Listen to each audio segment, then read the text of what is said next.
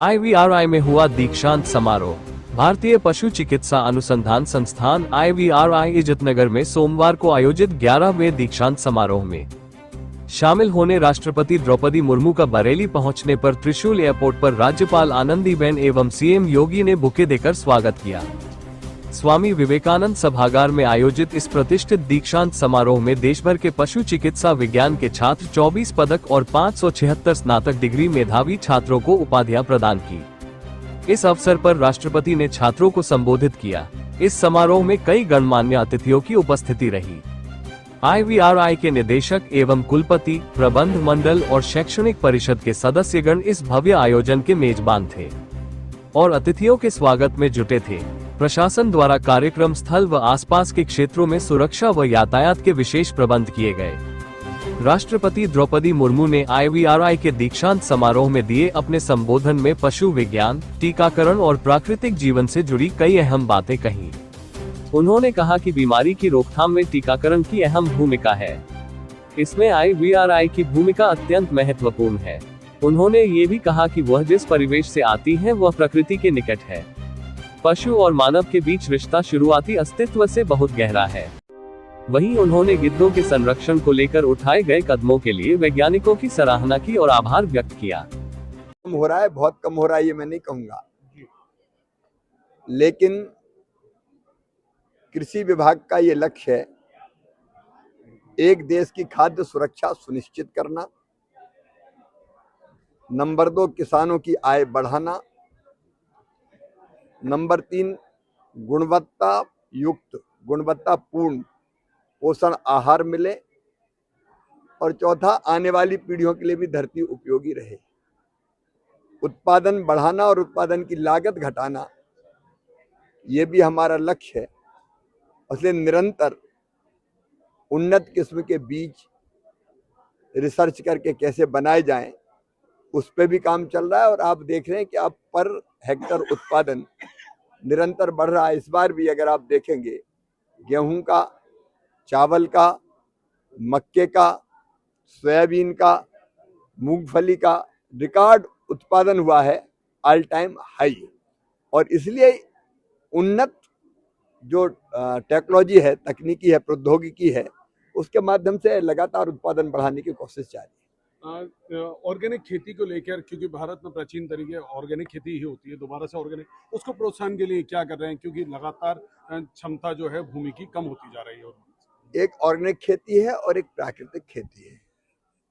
प्राकृतिक खेती के लिए प्राकृतिक खेती का एक मिशन हमने लॉन्च किया है, और इसमें दोनों तरह की चीजें हमको करनी पड़ेगी। एक, प्राकृतिक खेती एक साथ हम नहीं करेंगे, ना ऑर्गेनिक खेती। अगर किसान के पास 5 एकड़ जमीन है तो 1 एकड़ में करे, आधा एकड़ में करे, और ये करे विधि पूर्वक। इसलिए व्यापक पैमाने पर ट्रेनिंग देने का प्रयास चल रहा है। 1 करोड़ किसानों तक पहुंच के उनको सेंसिटाइज करना, 18.5 लाख को इस बार ट्रेनिंग देना, प्रशिक्षण देना, और वो 7.5 लाख हेक्टेयर में कम से कम प्राकृतिक खेती शुरू हो, इसके लिए मिशन काम कर रहा है। और मुझे प्रसन्नता है कि इतनी संख्या किसानों की मिल गई है पूरे देश में जो प्राकृतिक खेती करने के लिए तैयार है। लेकिन प्राकृतिक खेती पूरे विधि पूर्वक करना पड़ेगा। आधी अधूरी अगर अधकचरी की तो उससे नुकसान है, लेकिन पूरे विधि पूर्वक बीजामृत, जीवामृत, घनजीवामृत, नीमास्त्र वगैरह सबका उपयोग करके करते हैं तो उत्पादन नहीं घटता। तो प्रारंभ किया है। अमेरिका दुधारू पशुओं का कटान बड़े पैमाने पर, विकसित कृषि संकल्प अभियान, क्या फाइंडिंग्स है उसकी? क्योंकि वैज्ञानिक जो है वो तीन चीजें, समय की सीमा, इसलिए 3 मुख्य चीजें उभर के सामने आई हैं। कई ऐसी लगभग 500 चीजें ऐसी जिसमें वैज्ञानिकों को रिसर्च करना है। जैसे उत्तर प्रदेश के संदर्भ में कहूं तो गन्ने में एक बीमारी लगती है, लाल सड़न, रेड रोड, जिसके कारण वायरस या कीड़ा गन्ने में घुस जाता है स्टेम में और उसको फसल को बर्बाद कर देता है। ऐसे कई तरह के सुझाव आए कि आप नई वैरायटी विकसित करें या किस तरह के कीटनाशक का उपयोग करें कि ये मारा जाए ताकि हमारी फसल बच सके। सेल्फ लाइफ जल्दी खराब होने वाली फसलों की बढ़े, उसके लिए कोई उपाय की जैसे 500 सुझाव आए, तो हम रिसर्च करके इन सुझावों पर काम करेंगे, क्योंकि ये आई ओपनर है। वैज्ञानिक अब दिल्ली में बैठ के रिसर्च नहीं करेंगे, धरती पर जमीन में जो किसानों की समस्या उसको देखकर रिसर्च करेंगे। तो रिसर्च इन पर होगा, नंबर एक। दूसरी प्रसन्नता की बात यह है कि किसान भी वैज्ञानिक है, और वैज्ञानिक से बड़ा वैज्ञानिक है, क्योंकि उसको तो अनुभव जमीन पर होता है। उनने कई इनोवेशन किए, 300, जैसे लीची की सेल्फ लाइफ बढ़ाने के लिए उनने ग्लूकोज का एक लैब उसमें विकसित किया है, जिससे सेल्फ लाइफ बढ़ जाती है। तो किसानों ने जो इनोवेशन किया है, वैज्ञानिक उसमें और साइंटिफिक ढंग से ऐड करे, उसको हम सब तक ले जाएंगे। तीसरी चीज है कई तरह की समस्याएं, जैसे अमानक स्तर का कीटनाशक, बीज और खाद किसानों की फसल चौपट कर देते हैं।